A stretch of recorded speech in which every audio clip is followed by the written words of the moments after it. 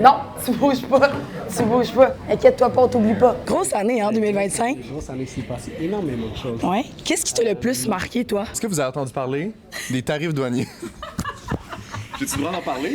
C'est un peu cliché, par exemple, dans ta part, mais j'entendais à rien de moins. Que du jour au lendemain, ça coûte vraiment plus cher aux entreprises américaines de faire affaire avec les entreprises canadiennes. Ça a causé vraiment beaucoup d'incertitudes, puis ça a fait peur au monde. Moi, je dirais que c'est la présence inattendue du Canadien de Montréal en séries éliminatoires.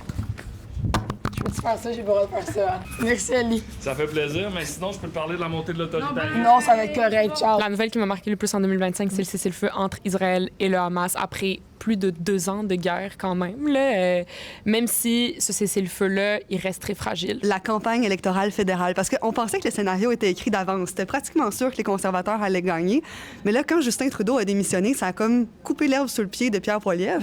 Là, après ça, je sais pas si tu t'en rappelles, mais il y a eu toutes les menaces d'annexion de la part de Donald Trump, comme quoi le Canada allait devenir le 51e État des États-Unis. Puis comme les gens associaient beaucoup Poilievre à Trump, bien, ça aussi, ça lui a nuit. Puis finalement, ça a donné du carburant à Mark Carney qui a gagné les élections. Donc, du drama. La nouvelle qui t'a le plus marqué en 2025? Y a-tu quelqu'un qui a parlé de Justin Trudeau et Katy Perry? Hey! Hey, mon Dieu, c'est une petite salle pour 3 personnes, non? Pour moi, l'événement le plus marquant de l'année, c'est l'assassinat de Charlie Kirk. Influenceur ultra-conservateur. Je suis allée aux funérailles, là, puis c'était période de recueillement. Les gens avaient l'impression qu'ils pouvaient dire des choses, finalement, une décomplexion d'une certaine droite américaine quand même ultra-conservatrice.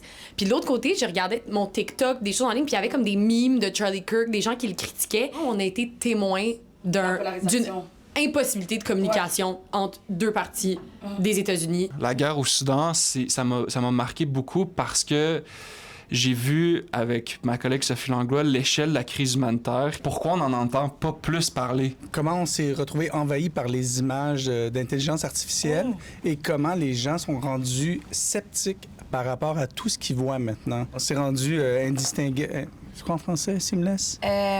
Indistinguible. Indistinguible. That's not a word. Pour moi, c'est l'événement de l'année parce que la plupart des répercussions ont eu lieu en 2025. C'est la chute du régime de Bachar al-Assad le 8 décembre 2024.